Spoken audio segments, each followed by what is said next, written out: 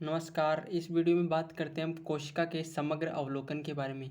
देखिए, कोशिकाएं जो होती हैं वो दो तरह की होती है। एक होती है प्रोकैरियोटिक कोशिका, जिनके अंदर केंद्रक उपस्थित नहीं होता। अब केंद्रक क्या होता है?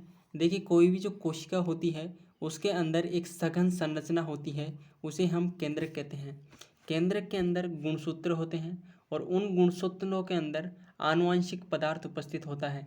तो जिन कोशिकाओं के अंदर केंद्रक अनुपस्थित होता है उन्हें हम प्रोकैरियोटिक कोशिकाएं कहते हैं, और जिन कोशिकाओं के अंदर केंद्रक उपस्थित होता है उन्हें हम यूकैरियोटिक कोशिकाएं कहते हैं।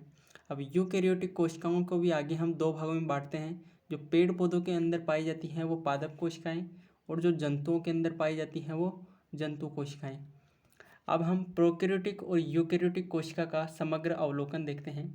देखिए, यूकैरियोटिक कोशिका में मैंने आपको बताया कि केंद्रक उपस्थित होता है, जबकि प्रोकैरियोटिक कोशिका में केंद्रक उपस्थित नहीं होता है। इसके अंदर आनुवंशिक पदार्थ जो है वो बिखरा हुआ रहता है, जिसे न्यूक्लियोइड कहते हैं। इसके अलावा इसमें जनन के लिए कुछ संरचनाएं मिलती हैं जिन्हें पीली कहते हैं। इसकी कोशिका भित्ति उपस्थित होती हैं और इसके गमन के लिए यानी चलने के लिए संरचना मिलती है, जिसे हम पक्षमाभ या कशाभ कहते हैं। ठीक है।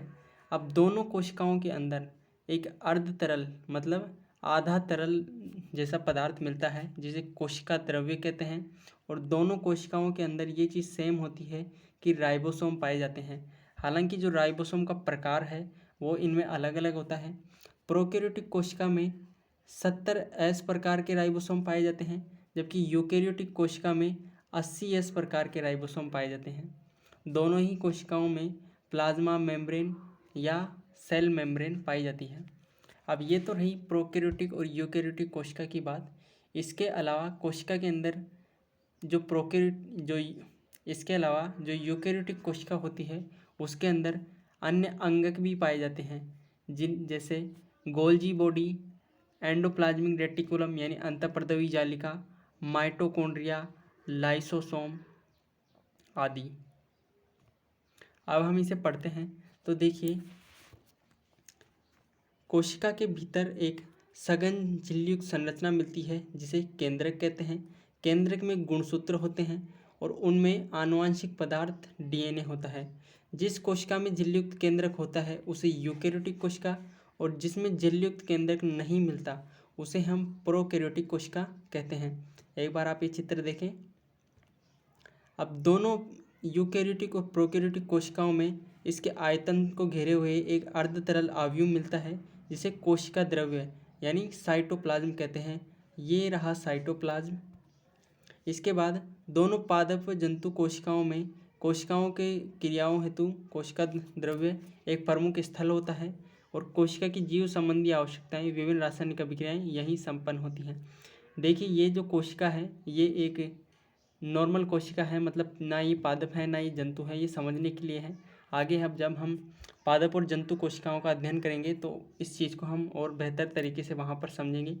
फिलहाल यहाँ ये समझना है। देखिए, जो कोशिका द्रव्य है उसी के अंदर सारे जो अंगक हैं वो तैरती हुई अवस्था में पाए जाते हैं। ये देखिए, mitochondria, endoplasmic reticulum, nucleus, Golgi body वगैरह।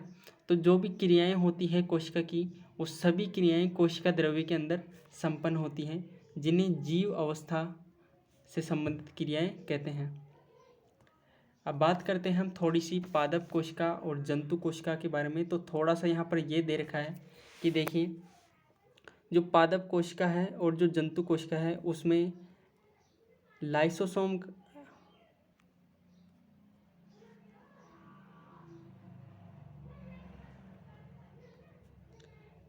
जो पादप कोशिका है और जो जंतु कोशिका है उसके अंदर एक संरचना का अंतर दे रखा है।